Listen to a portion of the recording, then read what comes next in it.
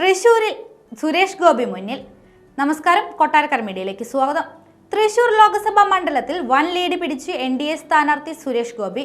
തെരഞ്ഞെടുപ്പ് കമ്മീഷൻ പുറത്തുവിടുന്ന കണക്കുപ്രകാരം 30,000-ലധികം വോട്ടുകൾക്കാണ് സുരേഷ് ഗോപി ലീഡ് ചെയ്യുന്നത്. LDF സ്ഥാനാർത്ഥി VS സുനിൽകുമാറാണ് രണ്ടാമത്.